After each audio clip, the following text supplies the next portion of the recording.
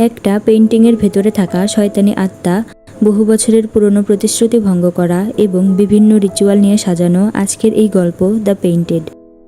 মুভির শুরুতে ক্লাইভ নামের একজনকে দেখানো হয়, যার স্ত্রী অ্যানা অনেক অসুস্থ। সে যে কোনো সময় মারা যেতে পারে। ক্লাইভ তার স্ত্রীকে হারাতে চায় না, তাই সে একটা পেইন্টিং রিচুয়ালের মাধ্যমে অ্যানার আত্মাকে একটা পেইন্টিংয়ের মধ্যে বন্দি করতে চায়, যেন সে সব সময় তার পাশেই থাকতে পারে। 20 শতকের দিকে এই রিচুয়ালটা অনেক সাধারণ ছিল।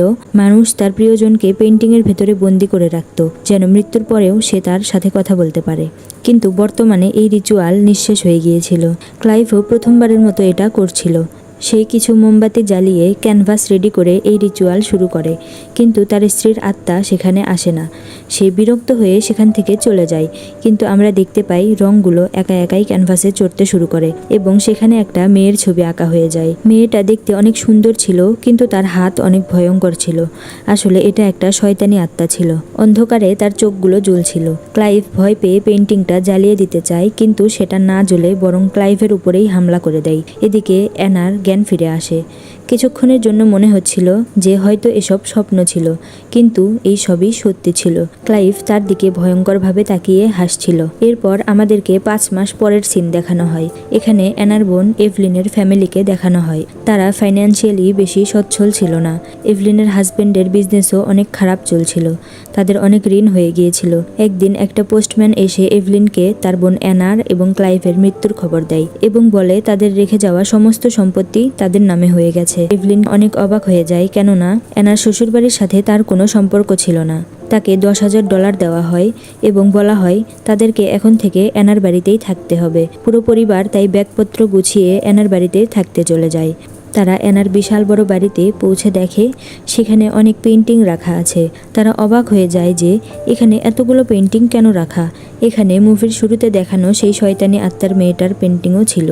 এটা এখনও ভেজা ছিল, যেন মনে হচ্ছিল এটা কিছুক্ষণ আগেই বানানো হয়েছে। এভলিন এটাকে সরিয়ে রাখতে বলে, কারণ উলঙ্গ থাকায় এটা এভলিনের ছোট মেয়ের দেখার উপযুক্ত ছিল না।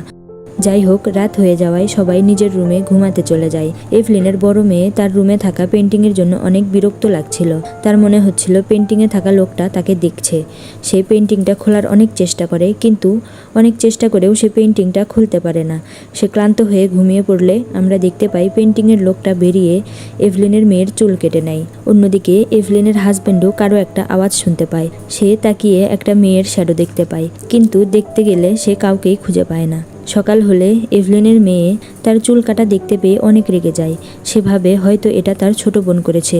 এভলিন তার ছোট মেয়েকে অনেক বকাবকি করতে থাকে এবং তার বোনের থেকে মাফ চাইতে বলে। এভলিনের ছোট মেয়ে মাফ তো চেয়ে নেয়, কিন্তু সে বারবার বলতে থাকে এটা আমি করিনি। যাই হোক, এরপর সবাই যে যার কাজে চলে যায়। এভলিন ঘরবাড়ি পরিষ্কারের কাজে লেগে পড়ে। তখন তার ছোট মেয়ে তার কাছেই ছিল। এভলিন আয়না পরিষ্কার করার সময় খেয়াল করে তার পিছে থাকা পেইন্টিংয়ে যেন কেউ নড়াচড়া করছে। পেছনে তাকিয়ে সে দেখল সব ঠিকঠাকই আছে। সে এটাকে তার মনের ভুল ভাবল। হঠাৎই তার মনে হলো একটা ছোট বাচ্চা যেন তার পাশ দিয়েই দৌড়ে গেল। সে ভাবল এটা হয়তো তার মেয়ে, কিন্তু সে দেখল তার মেয়ে তো বাইরে খেলছে। তাহলে এটা কে ছিল? সে আবার কারো দৌড়ানোর এবং হাসির আওয়াজ পেল। আওয়াজটাকে ফলো করে এভলিন বেসমেন্টে পৌঁছে গেল। সেখানে সে দেখল বাচ্চাটা যেন একটা ক্যাবিনেটের মধ্যে ঢুকে গেল, কিন্তু সে সেখানে কিছুই পেল না। আবার রাত হয়ে যায় এবং এভলিনের বড় মেয়ে ওই পেইন্টিংয়ের উপর একটা কাপড় দিয়ে ঢেকে দেয়। এরপর সে ঘুমিয়ে গেলে মাঝরাতে তার মনে হয় যেন কেউ তার চুল কাটছে। সে দেখতে পায় আশেপাশে তার বোন নেই। পেইন্টিংয়ের দিকে তাকালেই সে দেখতে পায় সেখানে থাকা কাপড় এমনভাবে নড়ছে যেন তার পেছনে কেউ আছে। সে ভয়ে আলমারির মধ্যে লুকিয়ে পড়ে।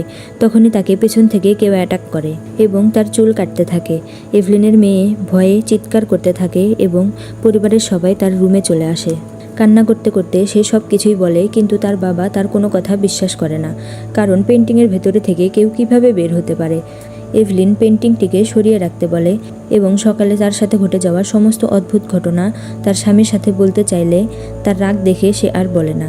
রাতে অ্যাডাম কিছু একটার আওয়াজ পায় এবং বাইরে দেখতে যায়। তখনই সিন কাট হয়ে আমরা দেখতে পাই অ্যাডামের ঘুম ভাঙে অন্য একটা রুমে, যেখানে ছবিগুলো রাখা ছিল।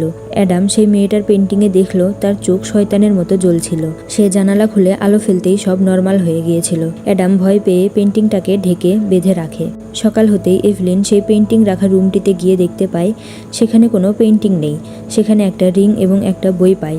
এই বইয়ে পেন্টিং রিচুয়ালের ব্যাপারে সব লেখা ছিল। এভলিন বইটি নিজের কাছে রেখে দেয়। রাত হতেই আমরা দেখতে পাই পেন্টিংটা একা একাই চেয়ারে দুলছে।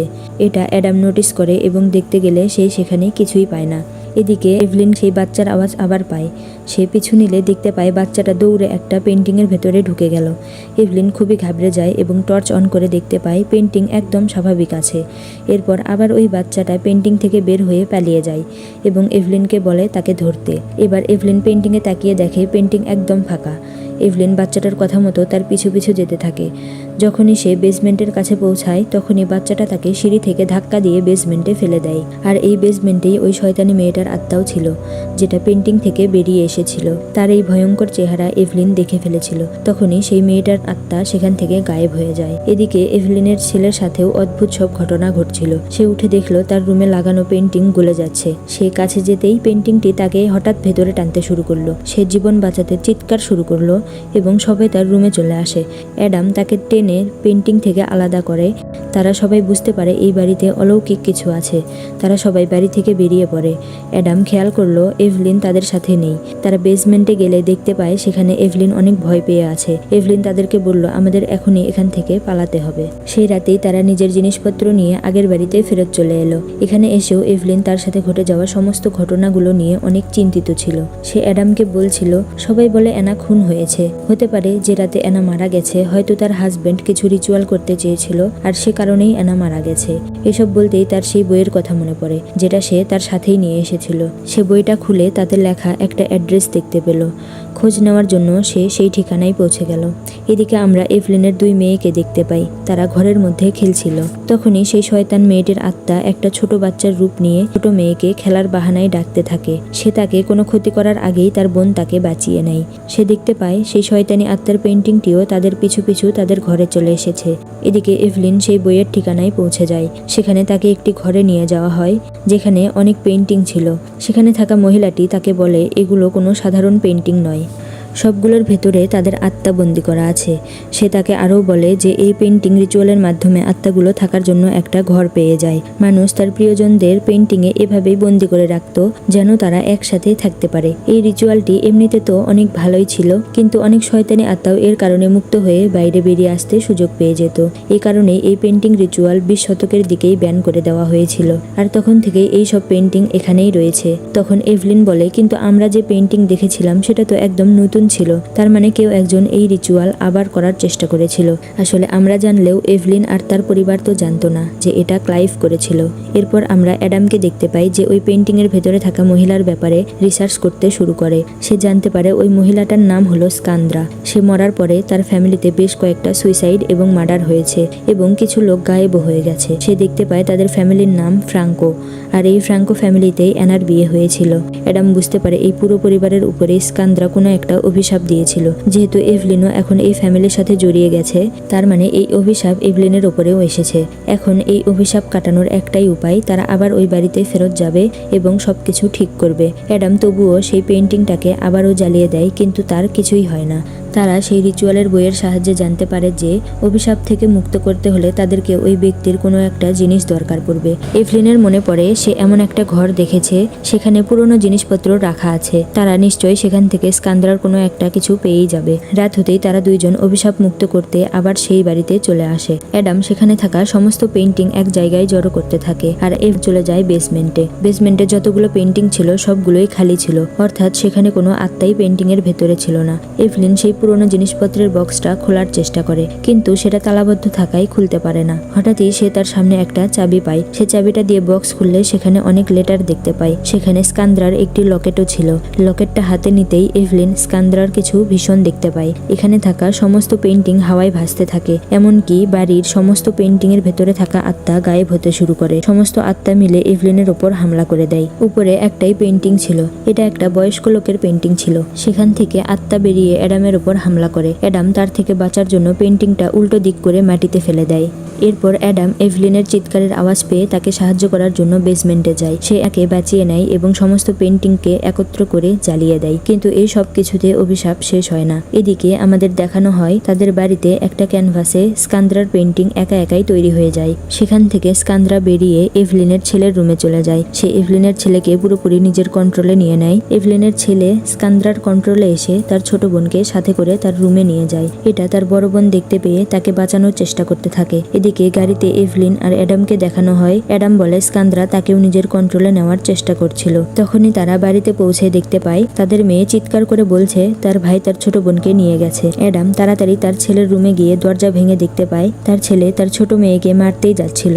তখনই সে তার মেয়েকে বাঁচিয়ে নেয় এবং বুঝতে পারে তার ছেলে নিজের কন্ট্রোলে নেই। তারা তখনই রিচুয়াল করতে শুরু করে। এভলিন তার বড় মেয়েকে বলে তার ছোট বোনকে নিয়ে এখনই এই বাড়ি থেকে দূরে কোথাও চলে যেতে এবং সারা রাত যেন আর এখানে ফিরে না আসে। তারা রিচুয়ালের প্রস্তুতি নিতে থাকে। এভলিন তার ছেলের রুমে স্কান্দ্রার পেন্টিংটা দেখতে পায়, কিন্তু সেখানে স্কান্দ্রা ছিল না। স্কান্দ্রার আত্মা তো এভলিনের ছেলের শরীরে ছিল। অ্যাডাম আর এভলিন দরজা বন্ধ করে কিছু মোমবাতি জ্বালিয়ে ক্যানভাসের সামনে কিছু রং রেখে দেয়। তারা রিচুয়াল শুরু করে দেয়, এটা ভেবে যে স্কান্দ্রার আত্মা পেন্টিংয়ের ভেতরে আসলেই সেটা পুড়িয়ে দেবে এবং এভাবে তারা অভিশাপ মুক্ত হয়ে যাবে। কিছুক্ষণ পর তাদের অস্বস্তি লাগতে শুরু করে এবং তারা দেখতে পায় স্কান্দ্রার আত্মা আগে থেকেই পেন্টিংয়ের ভেতরে রয়েছে।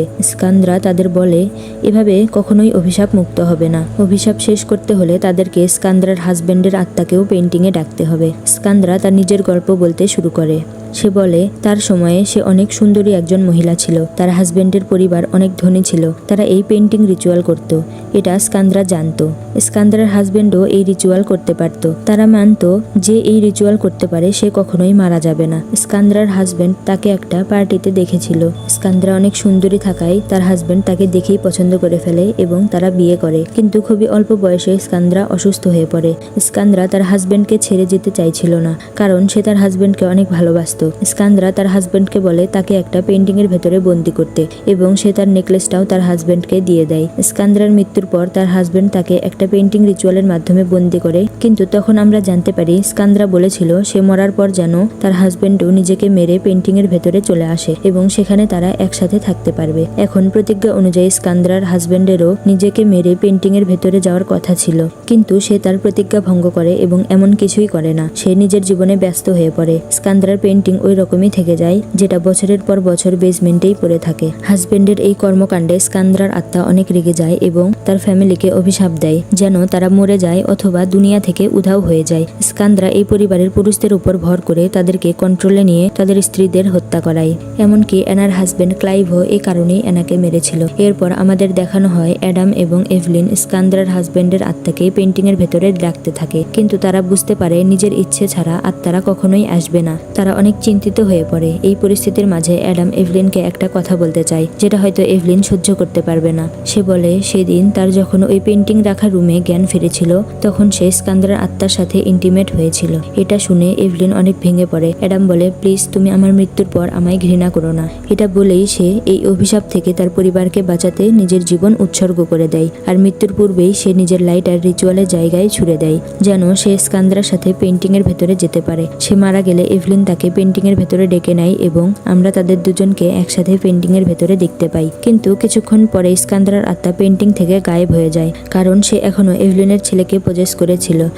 এরপর আমরা দেখি এভলিনের ছেলের ভেতরে থাকা স্কান্দ্রার আত্মা এভলিনকে আক্রমণ করে এবং তাকেই মারার চেষ্টা করে। এরপর স্কান্দ্রা সেই লাইটারটাও নেওয়ার চেষ্টা করে যেন সে পুরোপুরি পেন্টিং এর ভেতরে বন্দি না হয়ে যায়, কিন্তু হঠাৎই এভলিনের মেয়ে এসে সেই লাইটারটা তুলে নেয়। সে আসলে তাদের সাহায্য করার জন্য মাঝ রাস্তা থেকেই ফেরত চলে এসেছিল। সেই লাইটারটি দিয়ে পেন্টিংটি পুড়িয়ে দেয়। এতে করে তার ভাই স্বাভাবিক হয়ে যায় এবং পেন্টিংটিও নর্মাল হয়ে যায়। তারা অভিশাপ মুক্ত হয়ে পেন্টিংটি আবার বেসমেন্টে রেখে আসে, কিন্তু আমরা দেখতে পাই সেখানে আরো একটি পেন্টিং এখনো অবশিষ্ট ছিল।